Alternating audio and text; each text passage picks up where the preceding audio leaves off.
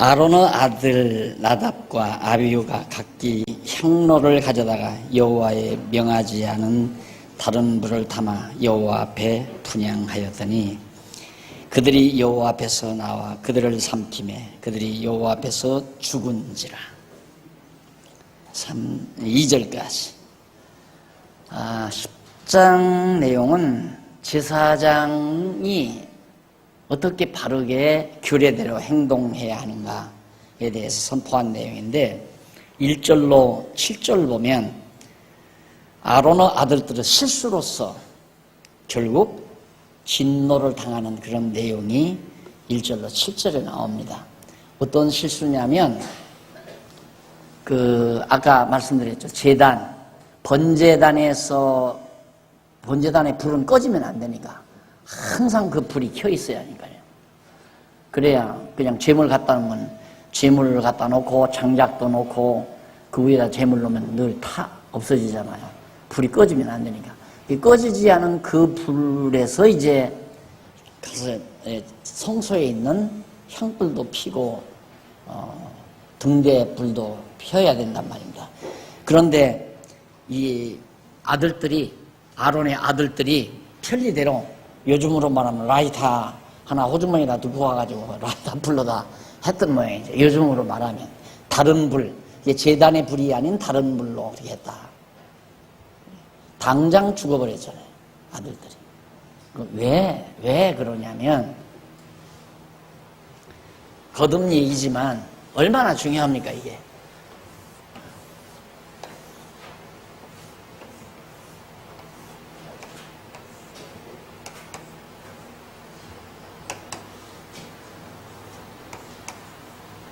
이게 여기서 항상 불이 꺼지지 않는다는 것은 백성들로 하여금 여호와 하나님을 잊어버리지 않게 하는 하나의 좋은 수단이에요.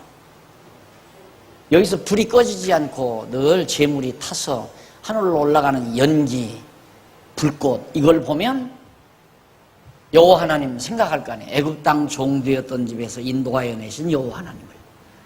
그런데 이 불이 아니고 딴 불로 여기 들어가서 향불을 밝혔다. 이 지성소에 가서. 그러면 이거 없어도 되잖아요. 나중에는. 그럼 이거 없애버린다 이 말이죠. 그렇게 되면 이제 점점 퇴화돼서 백성들이 여호와 애굽 땅 종되었던 집에서 인도하여 내신 여호와 하나님을 잊어버리게 된다 이 말입니다. 그럼 이제 우상 섬기게 되고 하나님과 멀어지게 되고. 그래서 기억, 이 구약에 보면 기념, 이 기념 이게 이제 생각이거든요. 생각 염자. 이 염자라는 게 기억에서 생각한다 이 말입니다. 아까도 말했지만 생각이라는 게 굉장히 중요한 거예요. 예, 자기 자신을 자기가 성찰하는데 내가 지금 뭘 생각하고 있나 그게 바로 자기예요. 자기의 모습이란 말입니다. 나는 항상 내 생각 속에는 무엇가 늘 담겨져 있나. 15평 아파트 살면서 항상 20평짜리 아파트만 생각하면 그 수준의 자기 모습이에요. 생각이라는 게 그만큼 중요해요. 왜 그러냐면 생각에 따라서 자기 삶이 나타나기 때문에 그게 인격이고요. 자기 그 생각 자체가 자기 인격의 내면 아니에요. 생각이 굉장히 좋아요. 그래서 하나님께서는 이스라엘 백성들로 하여금 애굽 땅 종되었던 집에서 인도하여 내신 여호와 하나님을 잊어버리지 않고 기억에서 생각하게 하려고 이걸 만들어 놓은 거란 말이에요. 이렇게 항상. 그런데 다른 불로다가 또 향불을 피니까 당장 저주받아 죽어버리는 결과가 나오죠. 그 다음 이제 3절로 7절에 보면 664페이지 위에서 5째 줄 나오죠. 여호와의 말씀을 전하고 죽은 자를 메어내게 한 다음 아론과 다른 두 아들에게 주의할 것을 명하는 내용이에요. 그렇게 한번 경고를 딱 받고 아론이 그러다가 이제 자기 아들 다 죽여 생겼어요. 그러니까 조심해라. 그래서 단단히 앞으로는 실수하지 않게 그렇게 주의 환기를 시키는 내용으로 7절까지 나옵니다. 그리고 8절로 11절에는 아론과 그 자손들이 주의할 것을 명합니다. 여호와께서 하나님께서 직접 아론하고 아론의 자손들하고, 아론의 자손들은 여기서 일하고 아론은 이제 여기 들어갈 제사장이에요. 대제사장이에요. 이게 굉장히 중요한 직책들이란 말이에요. 조심해라 이 말이에요. 하나님께서. 그리고는 12절로 15절 65페이지 665페이지 중간쯤 모세가 아론과 아들들이 음식을 먹는 규례를, 여기서 음식이란 하나님께서 이제 주신 음식이에요. 제물 중에 일부 남은 제물을 먹는 방법이 있어요. 이것도 나중에 이제 역사서 같은 데 보면은 아론의 아들들이 제사를 드리다가 너무너무 맛있게 생겼으니까 하나님 앞에 다 태워서 없애버리거나 하나님 앞에 드려야 될 제물을 아들들이 미리 갈고리로 찍어서 맛있는 부분을 먹었어요. 그런 것들이 다 규례를 범하는 행위들이죠. 그럼 하나님 째째하잖아요. 그거 좀 먹고 싶어서 먹었다고 해서 그걸 또 못 먹게. 그런데 하나님은 우리처럼 그런 어떤 물질 자체에 관심이 있는 게 아니라 그런 제도에 관심이 있는 거예요. 그런 방법을 통해서 여호와 하나님을 잊어버리지 않고 생각하게 하려는 것. 여러분, 친구 중에 가장 소중한 게 뭐라고 생각해요? 친구 관계에서 가장 소중한 게 인물 이쁜 거? 친구가 돈 많은 거? 친구가 사교성 있는 거? 아니잖아요. 저 친구가 나를 얼마나 생각하는가. 생각 이상 소중한 게 없잖아요. 친구에게 감동하는 이유가 뭡니까? 남편도 내 생일을 잊어버렸는데 친구가 생일날 아침 전화 한 통화 넣어주면서 너 몇 회 생신 축하한다. 앞으로도 건강해. 우리 서로 친구 관계 아름답게 가꾸어 가자. 한 통화 전화는 모든 피곤을 다 씻어갈 수 있는 힘을 지니고 있잖아요. 생각 때문에 그러거든요. 하나님도 그걸 원하는 거예요. 생각. 우리의 삶 속에서 하나님에 대한 생각을 얼마나 하고 사는가. 뭐든지 그렇죠. 살림을 해도 그건 방법이에요. 살림도 방법, 사업도 방법, 공부도 방법, 직장도 방법, 모두가 다 방법이에요. 하나님은 목적이죠. 그러니까 뭘 해도 하나님을 잊을 수가 없잖아요. 무엇을 하든. 여러분, 연인들 사이에 연애 시절에 학을 10,000마리? 10,000마리 없는다나? 1,000마리 없는다나? 그 종이 학 접어가지고 막 이게.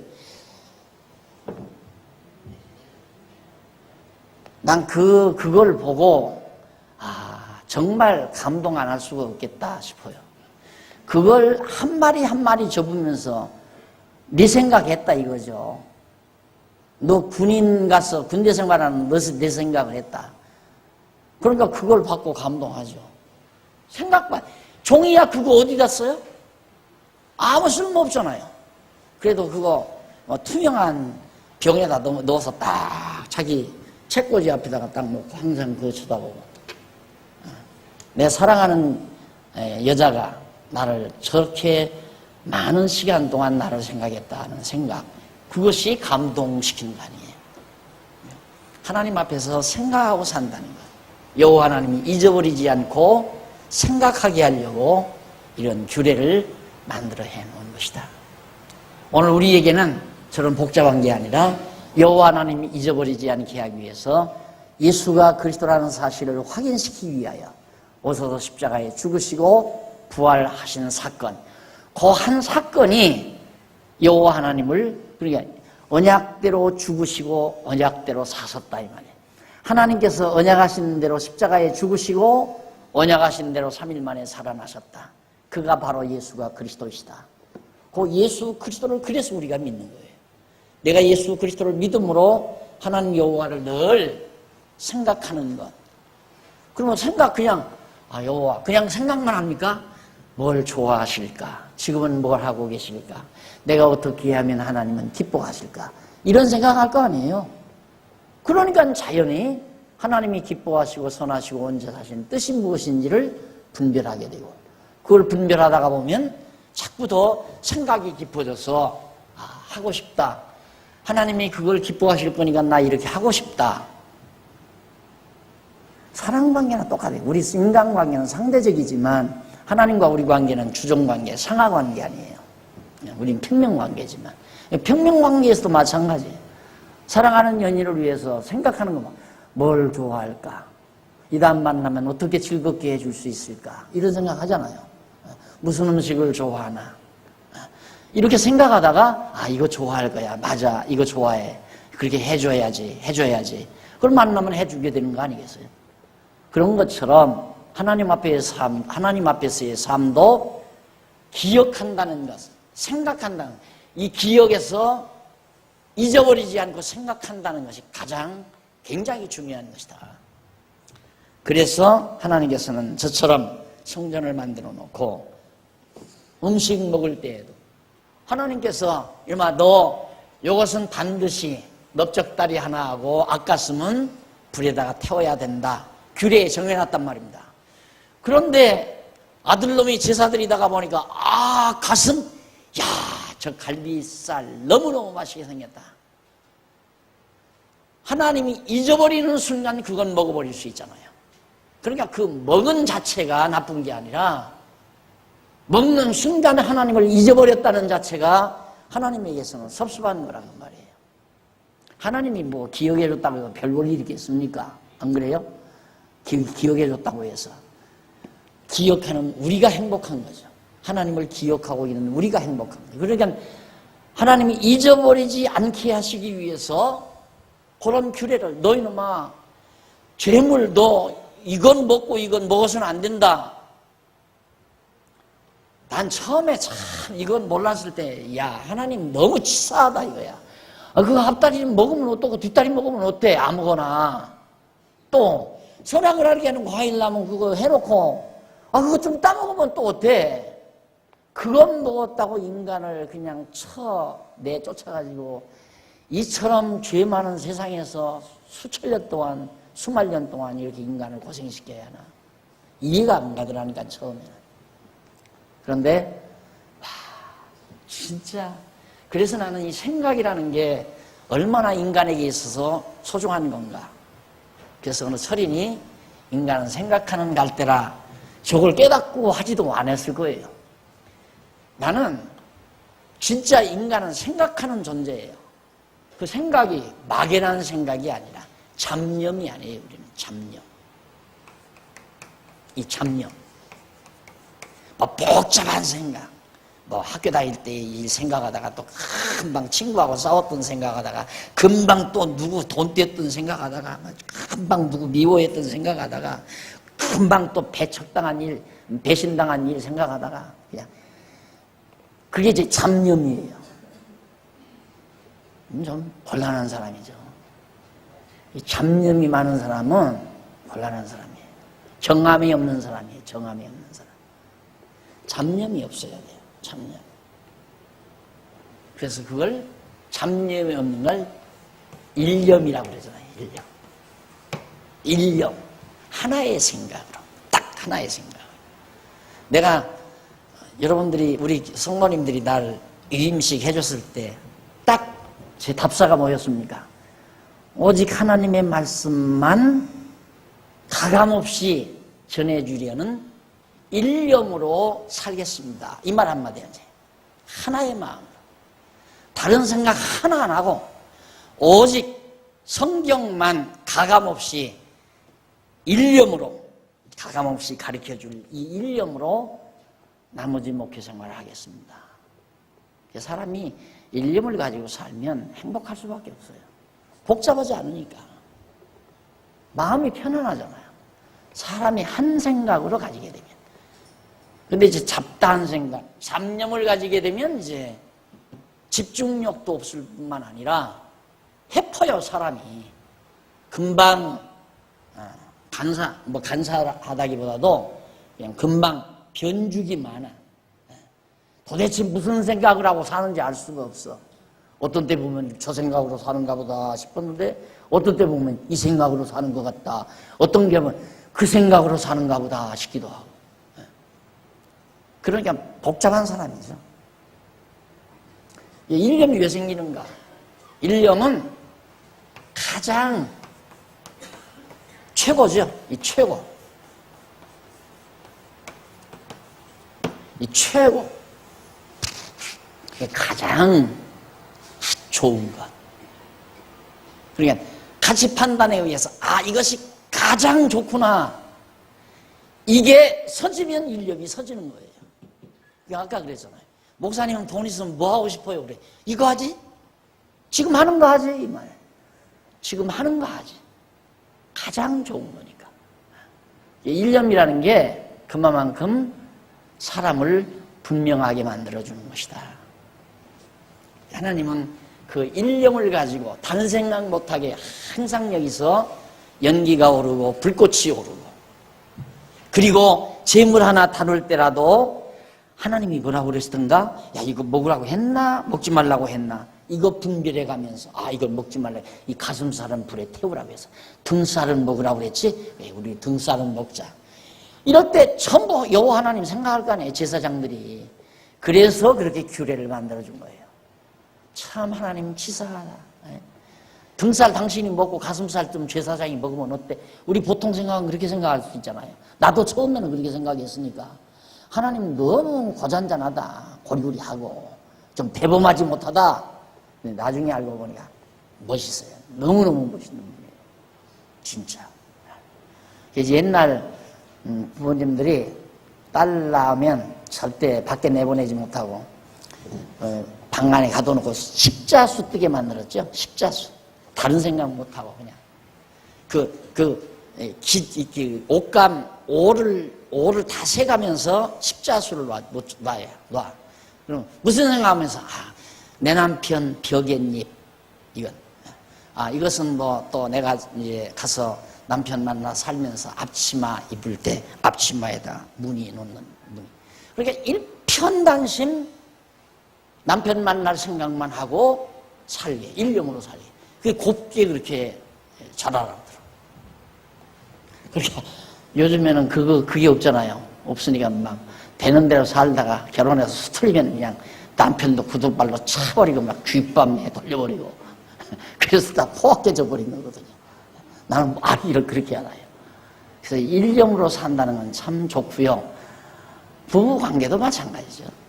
아내는 오직 남편은 오직 아내. 일념으로 살아가는 것. 이것이 좋듯이 하나님과 우리 관계도 역시 우리가 하나님 앞에 일념으로 살아가는 것은 매우 우리에게 행복한 겁니다. 그 다음 이제 10장 16절로 20절 거기 보면 모세가 제물을 먹지 않은 아론의 아들들을 책망하는 거죠. 하나님이 먹으라고 했으면 먹어야지. 먹으라고 하신 하나님 벌써 잊어버린 거예요. 잊어버리고 안 먹은 거예요. 그러니까 아론이 책망하잖아요. 예를 들면 남편이 출근하면서 아내에게 여보 난 오늘 된장찌개 좀 먹고 싶네 한마디 하고 갔다 이거예요. 그럼 아내가 남편을 생각하는 마음이 잊어버리지 않는 한 저녁 식사에 반드시 된장찌개가 올라오죠. 그런데 그만 출근한 다음에 잡념에 휘둘려가지고 뭐 동창회 생각을 하고 옛날 누구 친구 생각하고 뭐 복잡한 일 생각하다 보니까 시장을 안 가버렸어. 벌써 그동안 남편이 잊어버린 거예요. 그럼 저녁에 들어와서 보니까 그냥 김치 덮어놨던 것 열어서 먹여놓으니까 열통이 터져가지고 네가 날 사랑하냐 안 하냐 한바탕 전쟁을 치르는 게 부부생활하니 생각 말을 했으면 기억을 해야죠. 하나님이 재물 먹으라 했으면 하나님이 잊어버리지 않았으면 먹었을 거 아니에요. 잊어버리니까 안 먹으니까 안 먹은 걸 책망한다 이 말이에요. 넘어가서 자 성화규례입니다. 이제는 11장으로부터 27장까지가 성화란 말은 거룩성자거든요. 거룩성자. 변화화자, 변화한다. 거룩하게 변화된다는 얘기입니다. 그러니까 성화시키는데, 백성을 거룩하게 만드는데, 또 제사장을 거룩하게 만드는데 어떤 규례가 필요한가에 대한 거예요. 11장에서부터 12장은 669페이지 양쪽 가로 1번 신체의 성화 규례입니다. 예, 몸을 거룩하게 만드는 규례. 1절로 8절에 보면 백성이 먹을 수 있는 정결한 생물의 종류를 명해요. 자, 우리 몸이 어떻게 거룩해지는가 참 하나님 묘하죠. 이 먹을 수 있는 정결한 생물이죠. 생물. 동물, 어류, 이 동물과 어류. 생물 중에는 동물이 있고 물고기 같은. 그 다음에 있는데, 동물은 이 굽이 갈라지고 소처럼 굽이 갈라지고 색임질하는 동물. 그건 대부분 다 초식동물이에요. 예, 책임질을 왜 하느냐 하면 무기가 없잖아요. 굽이 갈라지는 소는 무기가 없어요. 무기가 없으니까 무섭지 맹수가 아니란 말입니다. 그리고 굽이 갈라지는 것은 절대 동물을 잡아먹지를 못해요. 풀밖에는 뜯어먹을 수가 없단 말입니다. 근데 풀을 뜯어먹어야 되겠는데 풀이 무성하게 잘 자라는 거라서 풀을 먹으려고 하면 맹수들이 딱 거기를 포진하고 있다가 야 여기 풀밭이 좋으니까 소들이나 양들이 풀을 뜯으러 올 것이다. 지키고 있다가 막 달겨들어서 물어간다 이 말이에요.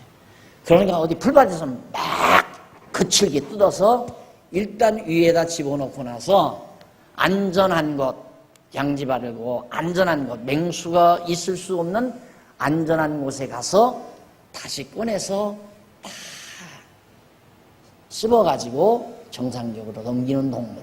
그게 색임질하는 동물들이에요. 그게 다 양순하고 유순한 동물들이 색임질합니다. 양, 염소, 소 이런 동물들이 전부 색임질을 해요. 그런 동물을 먹어야만이 거룩한 사람이다 이 말이에요. 이런 동물. 그리고 또 어류는 이제 이렇게 생겼으면 이 비늘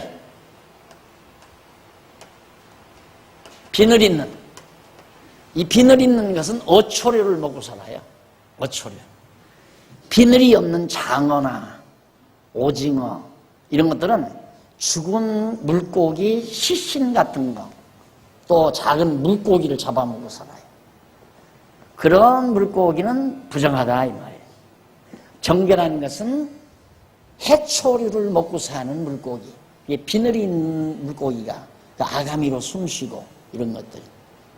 이게 이제 정결한 것이다. 그렇게 하나님이 지적해 줬어요. 그것도 마찬가지예요. 근데 우리 다 오징어도 먹고 그 다음 장어도 먹고 별거 다 먹잖아요. 동물도 개도 먹고 무슨 별거 곰발바닥도 먹고 그런 거에 더 좋다던데. 돼지고기도 먹고 돼지고기도 못 먹게 돼 있어요. 다 성경대로라면. 저런 것도 그래요. 저런 것도 지금은 그러면 어떠냐? 이게 이제 목적이 뭐냐 이게 이렇게 하는 게 목적. 실제로도 효능은 있어요. 이런 것들은 비교적 정결해요. 그런데 비늘이 없는 고기나 돼지고기나 또 동물을 잡아먹는 사악한 짐승들의 고기, 개고기 이런 것들은 우리의 피를 맑게 해주지를 못합니다. 피를 탁하게 해요. 그러나 아까 말한 대로 그런 초식 동물들 이런 것들은 기름기만 안 먹으면 돼요. 그러니까 하나님께서 저 초식동물 소나 양, 염소 같은 경우는 절대로 기름을 못 먹게 하잖아요. 기름하고 간에 덮인 기름, 콩팥에 덮인 기름 전부 그거 태워버리고 나머지 짐을 일부는 태우고 일부는 제사장들이 먹게 만들었거든요. 그러니까 소고기 같은 거, 양고기 이런 것들은 기름만 먹지 말고 살코기만 먹으면 참 좋죠. 그런 것들은. 근데 개고기나 돼지고기 같은 것은 자칫 잘못하면 우리의 피를 탁하게 해서 고혈압의 요인을 가져오기도 하고 실제로도 그렇습니다. 그런데 이제 다른 것에 의해서 다 또 정화가 되니까. 그런데 하나님께서 이것도 왜 그랬는가? 여호와 하나님을 애굽 땅 종되었던 집에서 인도하여 내신 여호와 하나님을 기억하는 한 물고기를 하나 잡았는데 비늘이 없어. 이건 먹으면 안 돼. 왜? 여호와 하나님 기억하고 있으니까 그걸 아는 거예요. 이게 그 효과예요. 그 효과를 노리기 위해서 하나님이 정결한 음식과 부정한 음식을 딱 정해준 거예요. 딱 짐승을 하나 잡았는데 발이 갈라지질 않고 말바꾸면 이게 뭉퉁졌다 이 말이야. 그러니까 이거 먹으면 안 돼. 왜? 여호와 하나님께서 먹지 말라고 했다 이 말이에요. 그러니까 먹지 말라고 하는 명령을 순종하는 것이 중요한 게 아니라 먹지 않을 때까지 벌써 하나님을 잊지 않고 기억하고 있다는 게, 생각하고 있다는 게 소중한 거다 그 말이에요. 아시겠죠? 그러면 이해가 빠르잖아요. 야, 하나님 참 치사, 별걸 다 일러주네. 뭘 먹고 뭘 마시고, 세상에 소고기나 발 갈라지고 색임질한 건 먹었다고 해서 어떻게 사람이 거룩할까? 여호와 하나님 잊지 않고 생각하고 살기 때문에 거룩하다 그 말이에요. 오늘 우리도 항상 사나 죽으나 주를 위하여 사는 삶의 가치관에 대한 목표가 일념으로 정해져 있다면 거룩한 백성이에요. 하나는 항상 하나님 생각하고 사는데, 여호와 하나님 잊지 않고 기억하고 사는데, 안 그래요? 하나님이 그걸 우리에게 바라는 거거든요. 아까도 말했지만 친구 관계도 뭘 바래요? 생일날 선물 사주기 바랍니까? 어디 만나서 커피나 한잔 사주기를 바라는 게 친구입니까? 그거 아니잖아요. 자나 깨나 서로 생각해주는 그걸 바라는 것이 진지한 친구 관계이듯이 하나님과 우리 관계도 생각이에요. 생각하면 나중에 행동이 나오는 거죠. 행동은 나중이라니까. 행동은.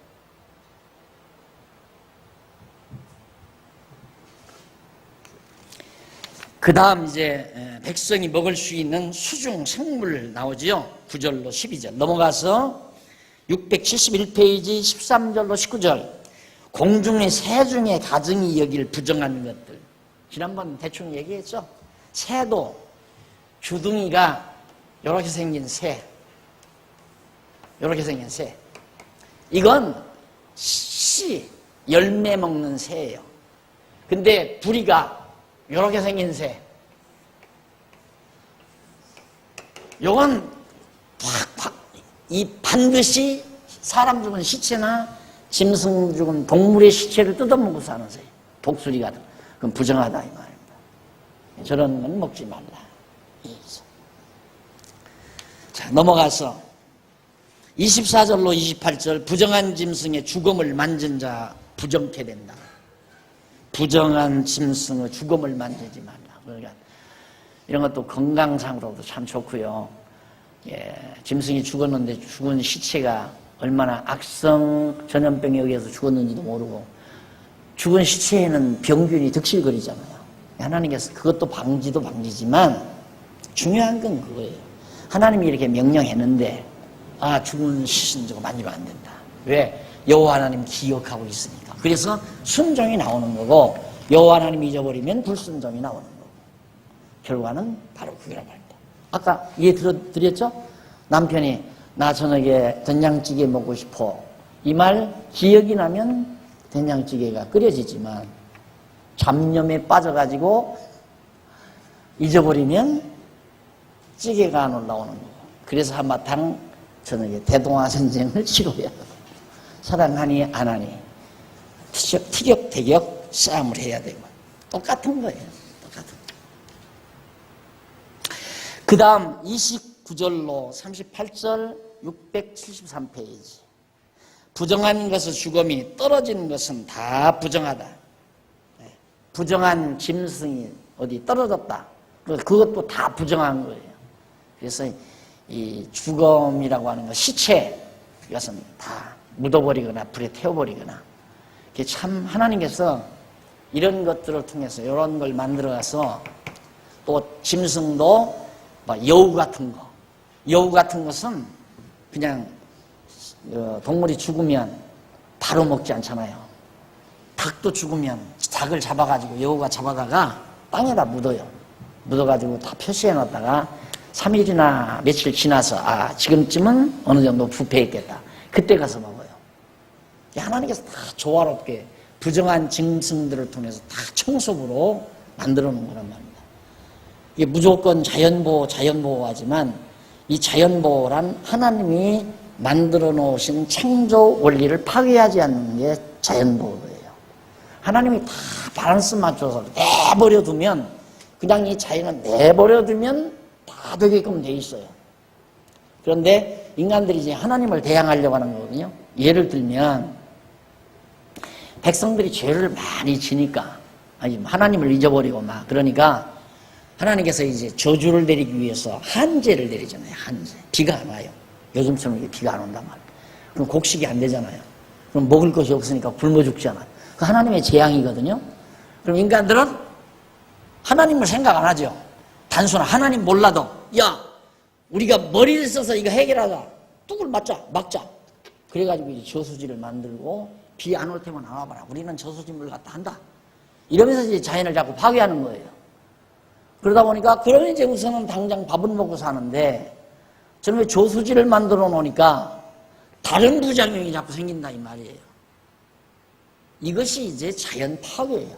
하나님의 섭리에 역행하는 거죠. 그러니까 하나님이 저주 내리면 그대로 저주받아서 죽어야 되고 망할 사람 망해야 되고, 그런데 인간들이 하나님을 대항해서 하려다 보니까 이제는 지구 전체가 다 망가져 버렸잖아요. 지구 덩어리가 다 망가져 버렸어요. 지금 이렇게 여름 폭서가 이렇게 올 날짜가 아니잖아요. 지금 6월 중순밖에 안 되는데 이게 다 지구 망가져서 이 모양이거든요. 비도 잘 안 오잖아요. 지금. 왔다 하면 그냥 뚝이 터지게 와버리고. 이게 다 하나님을 대항해서 바벨탑을 쌓던 인간들의 어리석은 모습이 재현된다 생각하면 틀림이 없습니다. 그러니까 하나님의 뜻에 순응하고 사는 것처럼 얼마나 잘 만들어 놨어요. 우리 인간들이 일일이 안 쳐도 돼요. 벌써 이렇게 살다가 어디에서 이제 나쁜 사람들이 서로 막 의리가 상가가지고 싸우다가 하나 때려 눕혀서 죽었다. 저기 산골짜기에서. 그거 한 달 이후쯤 가면 뼈만 앙상이 남아있어요. 왜? 벌써 이런 독수리들이 다 와서 다 뜯어먹고 깨끗이 쳐버려요. 깨끗이. 그게 하나님이 지어놓으신 자연세예요. 그런데 지금 뭐 독수리가 있어야지. 왜? 쥐약 나서 죽은 놈의 쥐를 독수리가 먹다가 다 죽어버렸잖아요. 참새도 그러죠. 참새도. 농약 묻은 곡식 먹고는 다 참새들이 죽어가지고 참새도 별로 없어요. 그러니까 곤충들이 많고 개구리들이 다 없어져 버리니까 이 개구리들이 많아야 또랑가에 막 그 모기 알 다 실어놓으면 개구리들이 그거 다 먹고 살라고 모기 알 하나님께서 만들어 놓은 건데 개구리를 다 잡아먹어 버리고 나니까 이놈의 모기가 막 사람 다 잡아먹으려고 하게 되잖아요. 사람. 모기 재앙 때문에 못 산다는 동네 있잖아요. 우리 이 주변에도 지금 파리가 어디서 이렇게 생기는데 자꾸만 생기잖아요. 이 자연 파괴예요. 그러니 우리가 하나님의 지혜를 능가할 사람은 아무도 없습니다. 인간이 하나님의 지혜를 못 당해요. 당해낼 수가 없는 거죠. 이 병 하나 고쳐낼 것 같으면 다른 병이 생기고 그 병 개발해서 약 만들어내면 더 센 놈의 병이 생기고 그건 어떻게 불가능하죠. 자, 그 다음 이제 부정한 것의 죽음이 떨어지는 것은 다 부정하고 39절로 40절 보면 먹을 만한 짐승의 죽음도 사람을 부정케 한다. 예. 우리가 소가 죽었다. 죽은 고기는 먹지 말라고 말해요. 산 것만. 예. 키우다가 죽었는데 그거 먹으면 안 된다. 그 다음 45절, 41절로 45절 배로나 네 발로 기어다니는 것은 다 부정하다. 배로나 네 발로.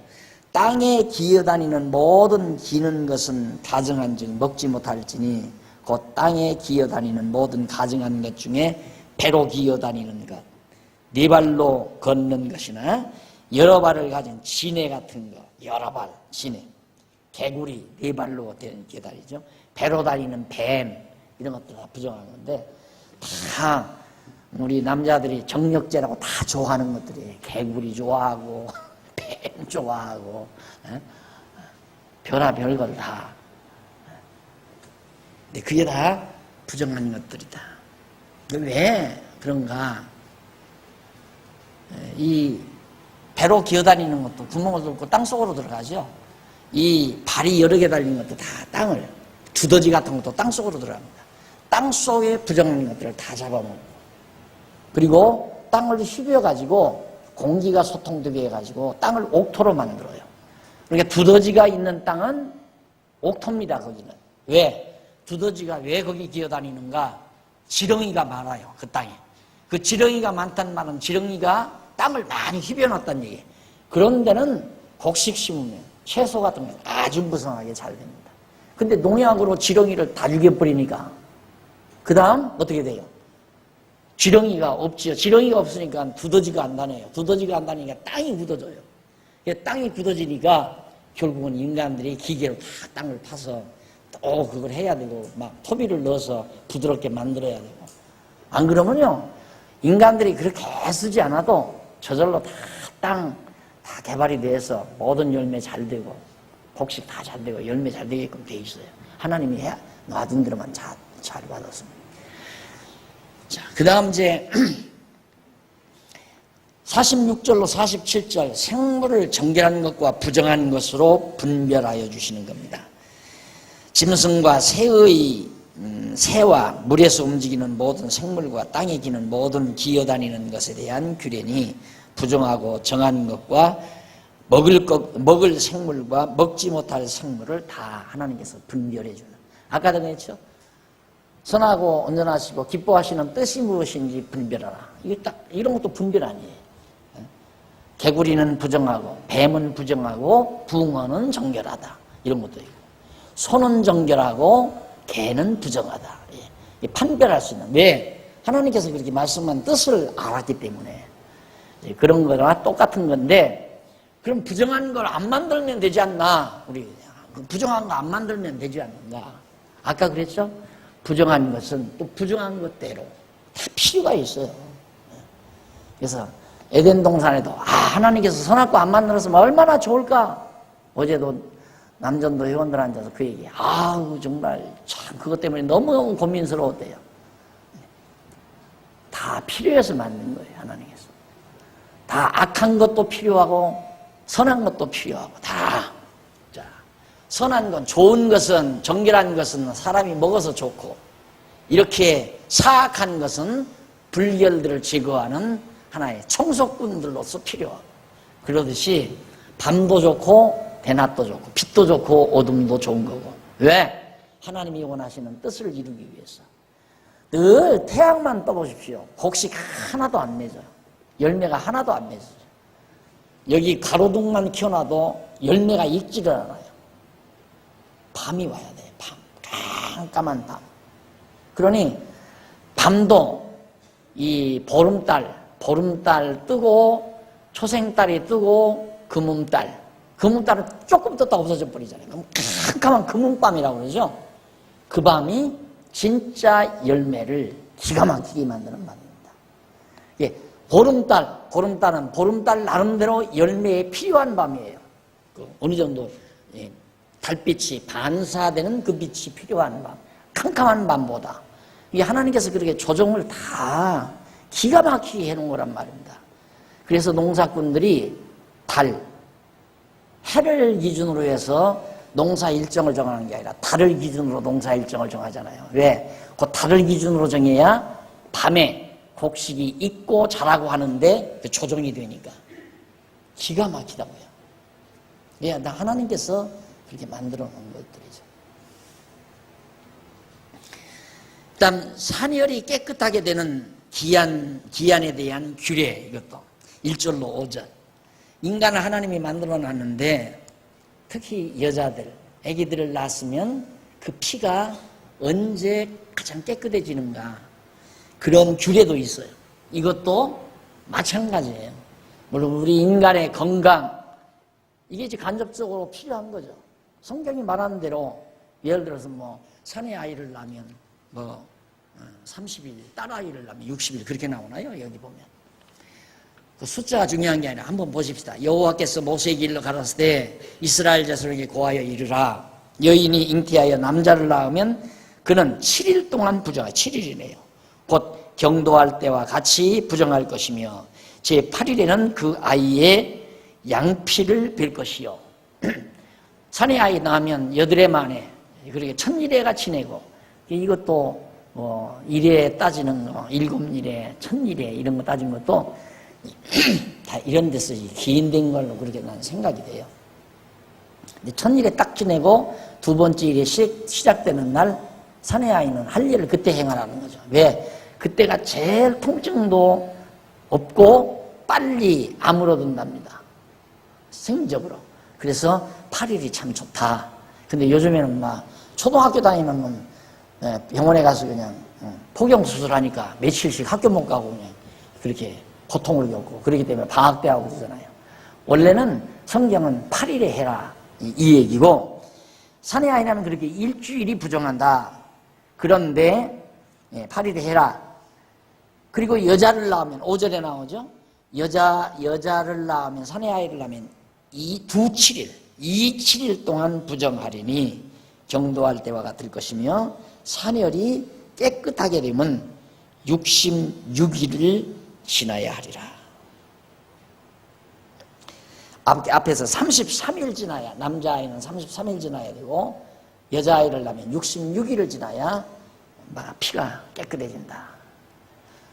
하나님이 그렇게 명하신 것을 여자들도 늘 기억하고 살면 여호와 하나님을 기억하는 한 그대로 할 거 아니에요. 그러니까 모든 생활 속에서 아까도 말했듯이 산제사라고 그랬죠. 이 삶이라는 게 제사다. 이 삶이라는 게 제사다. 삶 전 영역, 생활의 모든 전 영역에서 여호와 하나님을 잊을래야 잊을 수 없이 만들어 놓은 것이 율례와 규례와 계명이에요. 모든 생활 전체를 하나님이 다 간섭하신 거니까. 그런데 얼마나 복잡해요, 구약시대는. 그런데 우리는 너무너무 간단하잖아요. 사나 죽으나 누구를 위하여? 주를 위하여. 그 한 가지만 끝나는 거예요. 그래서 여러분 사이다를 따르고 주스를 따라서 위하여 할 때라도 주를 위하여 하면 끝나요. 그 한 가지면 우리는 깨끗한 거야. 왜? 그리스도가 이 모든 예수 그리스도가 이 모든 거 다 끝내버렸기 때문에 개고기 먹어도 되고 돼지고기 먹어도 되고 쥐 잡아 먹어도 되고 지뢰를 먹어도 되고 뱀 잡아 먹어도 되고 아무 상관없어요. 그런다고 해서 불길해지는 거 아니다 이 말이에요. 우리는 예수 그리스도를 통해서 완벽하게 거룩한 백성이 되기 때문에 그래서 구약은 완전히 그리스도를 통해서 이루었다 그런 얘기입니다. 그 다음 이제 산모가 제물로 제사드려 정결케 되는 이유, 아기를 낳고 정결케 되는 규례에 대해서 또 자녀간 정결케 되는 기한이 차거든 그 여인은 번제를 위하여 1년 된 어린 양을 취하고 속죄제를 위하여 집비둘기 하나 채끼나 산비둘기를 취하여 회막문 제사장에게로 가져가요. 회막문 제사장이 있을 거 아니에요. 이 제사장이 가져가면 그 제물을 잡아서 여기서 이제 제사로 드리는 겁니다. 그렇게 해서 정결케 해라. 그 다음에 679페이지 문둥병 성화규례입니다. 문둥병은 인간의 몸을 아예 체계적으로 망가뜨리는 무서운 진역이죠. 이건 불치병이에요. 인간의 병은. 그러니까 암이 밖에서 인간의 몸을 갖다가 체계적으로 망가뜨리는 병이라면 문둥병은 밖에서 망가뜨려 들어가는 병이에요. 그러니까 암은 내면의 문둥병이라고도 과언이 아니죠. 무서운 병이에요. 근데 이 문둥병을 어떻게 거룩하게 만드는가? 이상한 피부로 문둥병을 진단하는 규례. 피부에 이상이 생겼을 때 문둥병의 요소가 있다. 그래서 뭐 흰점이 생긴다거나 옛날에 머리에 도장병 있죠? 그것도 하나의 문둥병의 일종이에요. 지금은 도장병 있는 사람이 없어요. 옛날엔 기계로 이거 시골 입에서 이렇게 해서 깎잖아요. 근데 도장병 있는 놈 깎았다가 내 머리 깎으면 다 올라붙어가지고 그냥 도장이 하나씩 머리에 다 생겨가지고 초등학교 다닐 때 도장병 없는 놈이 별로 없어. 다 찢겨가지고. 그럼 그거 이제 정말 고치려면 힘들고 애먹었죠. 그런데 그런 것도 정결케 하는 규례를 다. 왜? 인간이 세상에 살아가면서 그런 질병으로 고생 안 할 수가 없거든요. 그런 질병들을 깨끗하게 만드는 진단 규례를 만들어 놓고 피부의 종기와 문둥병을 진단하는 규례. 이 피부에 어떤 종기가 생겼네. 이게 문둥병이냐 단순한 종기냐 이런 것 진단하는 규례도 거기 나오고요. 자, 그럼 보십시다. 살다가 갑자기 피부에 뭐 흰 반점이 하나 생긴다요. 그러면 누구 기억나겠어요? 이때 하나님께서 뭐라고 그랬지? 이럴 때는 어떻게 하라고 그랬지? 그러면 몸에 종기 하나만 생겨도 누구를 잊을 수가 없어요. 하나님을 잊을 수가 없죠. 전 삶의 영역에서 결국 이거라니까. 날 생각해라 이 말이에요. 하나님 생각해라. 얼마나 쉬워요. 얼마나. 범사에 누구를 인정하라? 여호와를 인정하라. 모든 일에 직장을 다니면서 직장 생활하면서도 살림하면서도 자녀들을 기르면서도 운동을 하면서도 뭐 어디를 여행을 하면서도 항상 여호와 하나님 잊지 않고 기억하고 사는 것. 그렇게 간단해요. 우리의 신앙생활은. 그런데 막 예수 믿기 힘들다고. 뭐가 힘들어요? 힘들기는. 어떻게 믿으려니까? 없는 놈이 돈 갖다 내야지. 새벽마다 나가서 울어야지. 또 금요일마다 금식을 해야지. 목사 잘 섬겨야지. 주일날마다 꼭 나가야지. 새벽마다 쫓아나가야지. 그러니 얼마나 힘들어요. 그래야 예수 믿는 걸로 안다 이 말이에요. 그런데 그거 아니에요. 그거.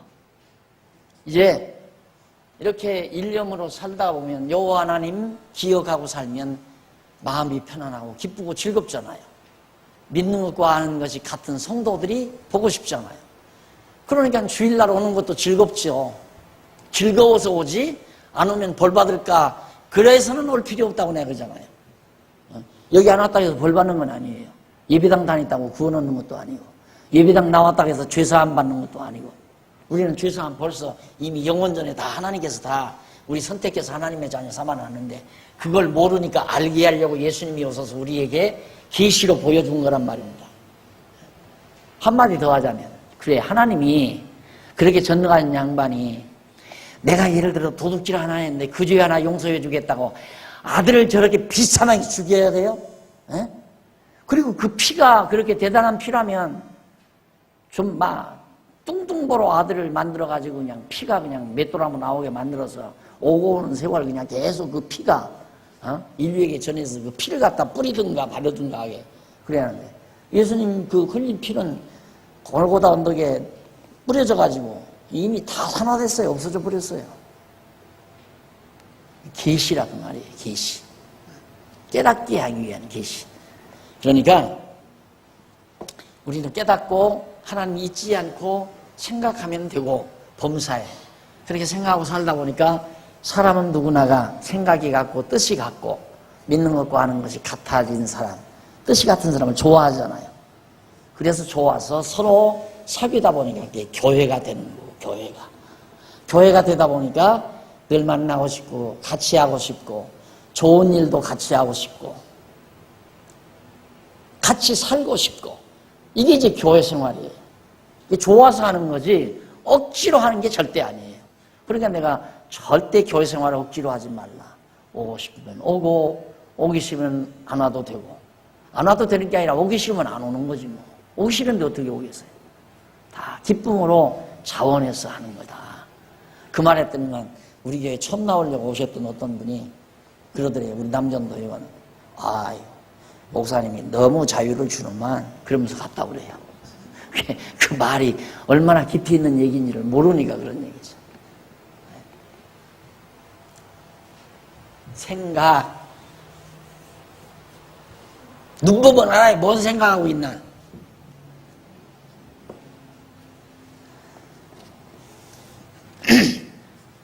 그 다음 넘어가서 13장 24절로 28절. 불로 된 환초로 문둥병을 진단하는 규례. 불로 대면 허옇게 환초가 생기잖아요.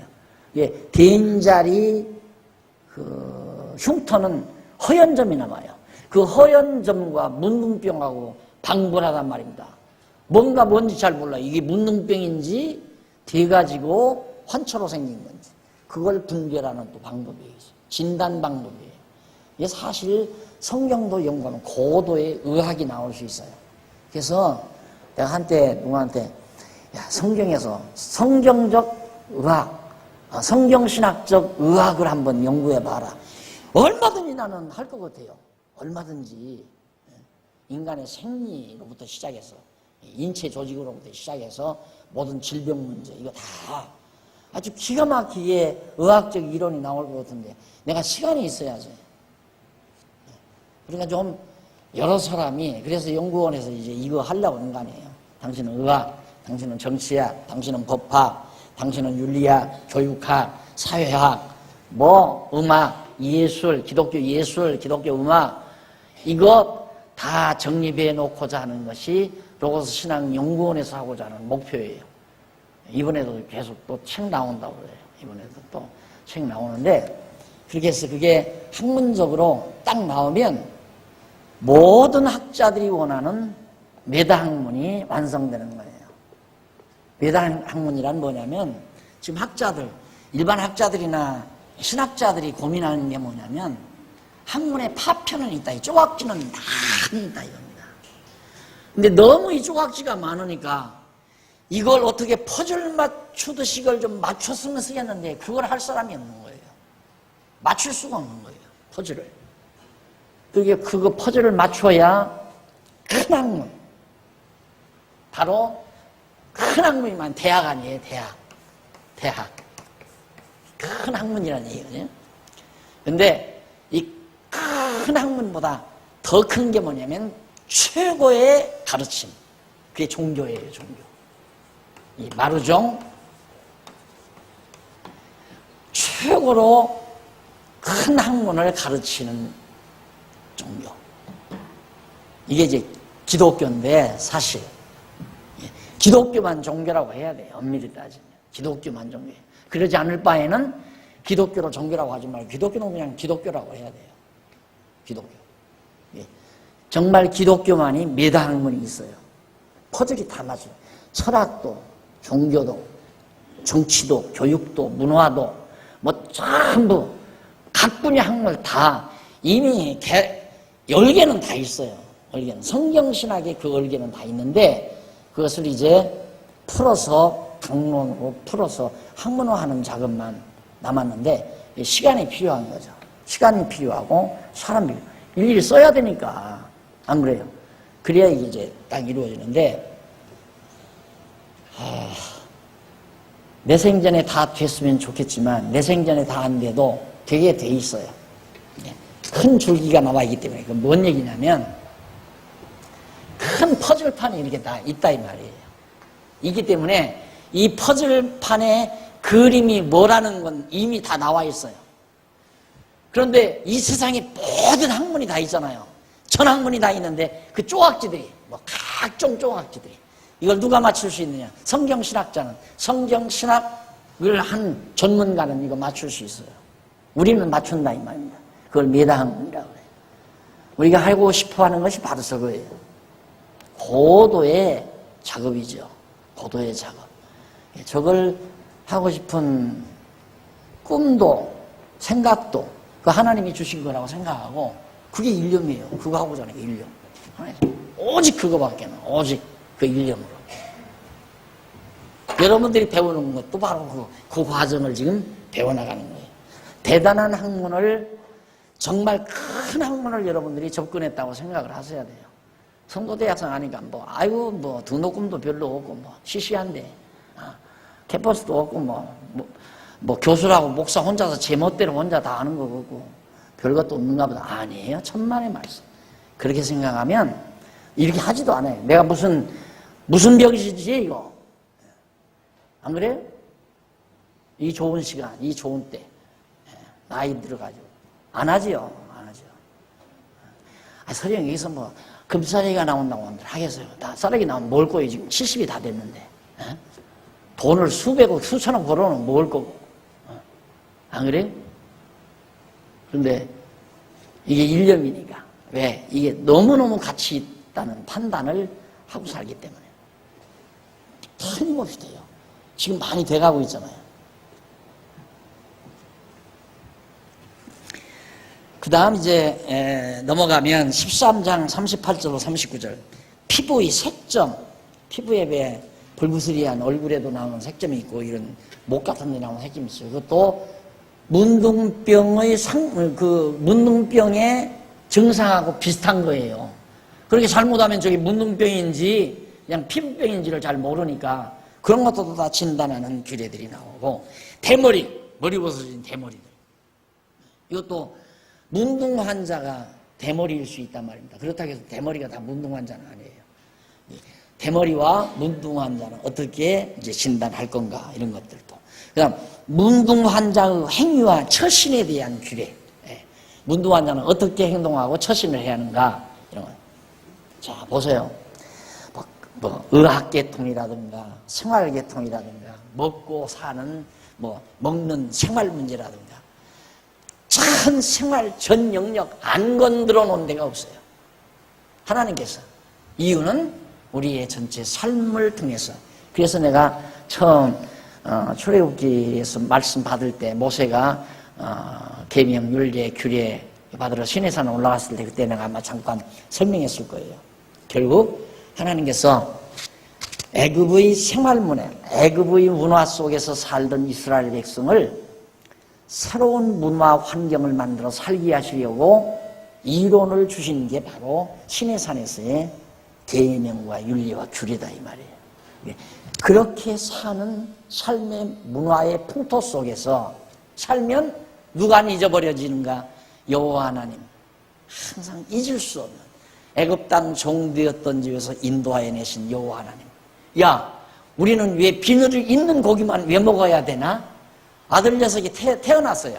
이게 짜박짜박 걸어다니지만 배운다, 이 말입니다. 말을 배워요, 조금씩. 그런데 보니까 친구, 자기가 믿지 아니 요즘 우리로 말하면 믿지 아니하는 친구 만나니까 걔는 막 오징어를 먹는다 이거예요. 그런데 자기는 아버지가, 야, 그 오징어 먹으면 안 된다. 너는 비늘 있는 고기만 먹어야 된다. 아빠 왜 그래야 돼? 내 친구는 보니까 오징어도 먹던데 나는 왜 비늘 있는 것만 먹어야 돼? 물으면 아버지는 당연히 애굽 땅 종되었던 집에서 인도하여 내서 홍해를 건너서 이스라엘 백성들을 인도해서 시내산까지 왔는데, 나오게 하신 여호와 하나님께서 모세를 시내산에서 불러다가 이건 먹으면 안 된다고 그렇게 하나님이 말씀하셨다. 그러니까 너는 요 비늘 있는 것만 먹고 살아야 된다. 그래서 여호와 경외하기를 어려서부터 배우게 하는 거예요. 기가 막히잖아요. 그러니까 문화 속에서 가르쳐야 된다니까요. 그러니까 여러분들도 그래요. 여러분들이 기르는 자녀들이, 예를 들어서 다른 자녀들은 딱 싫고 동해도 가고 서해도 가고 어디 놀러도 가고 이러는데, 여러분들은 만약에 애가 왜 내 친구는 오늘 놀러 동해바다에 간다는데 왜 우리는 예배당에 가야 돼? 그럼 뭐라고 이렇게 데이! 그런 소리 막 예배당 가야 돼! 이러면 안 되잖아요. 거기서 이제 가르쳐 줘야죠. 차근차근. 이래서 이렇고 이래서 이렇기 때문에 이렇게 해야 된단다. 이렇게 가르쳐 주면 그렇게 길러나가는 거예요. 이게 이제 그래서 우리들의 문화를 만들어라. 우리들의 생활 문화를 만들어라. 우리의 삶을 더 아름답게 그렇게 만들어 살아야 되는 것. 그 다음 이제 대머리, 문둥환자 행위, 그 다음 47절로 59절까지 여기 보면 옷에 바란 문둥병 색점, 옷에도 바래요. 그래서 여러분 함부로 정말 헌옷 사 입는 거 아닙니다. 헌옷을 사 입으려면 반드시 삶거나 확실하게 세척이 된 걸 해야 돼요. 누가 입었던 옷인지 모르죠. 예를 들어서 정말 폐병을 앓는다거나 무슨 정말 전염병을 앓다가 죽은 분인데 고급 옷이다, 밍크 오바다. 근데 그 오바를 정말 사들여가지고 입었다. 그러면 전염되기 쉽잖아요. 집도 그래요. 헌집도 함부로 들어가는 거 살지 않죠. 그 집에서 어떤 분들이 건강한 분들이 살았나 확인을 해봐야 되고. 그래 옛날에는 그걸 부정 탔다고 그러잖아요. 아이고 날짜 잘못 잡아가지고 이사가서 부정 탔다. 왜? 그 집 가서 살다가 병 났으니까. 그래서 이제 막 병을 들고 점을 치고 구술하고 그러잖아요.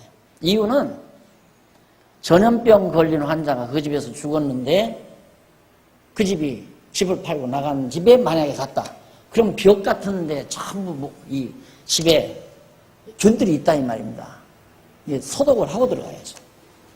딱 다시 한번 도배 다 하고 약 다 해서 이사 가기 전에 완전히 소독 싹 해서 문 꽉 닫아놓고 며칠 있다가 열어놓고 도배 싹 하고 그러고 들어가면 괜찮아요. 그런 것까지 다 나와 있다. 그만. 다음에 또 와서 배웁시다. 기도하십시다. 하나님 아버지, 자상하신 하나님 아버지, 모든 생활 속에서 여호와 하나님 잊지 않게 하시려고 이렇게 자상하게 우리들을 가르쳐 주신 하나님의 사랑을 감사합니다. 우리들이 너무나도 어리석어서 조금만 다른 것에 생각이 돌아가면 잡념에 사로잡히게 되면 여호와 하나님 잊어버리고 세속으로 향하는 어리석음이 우리에게 있습니다. 산지사 드리라 하신 하나님의 귀한 말씀 늘 기억하고 사는 슬기로운 종들 되게 해 주시옵소서. 예수님 이름으로 기도드립니다.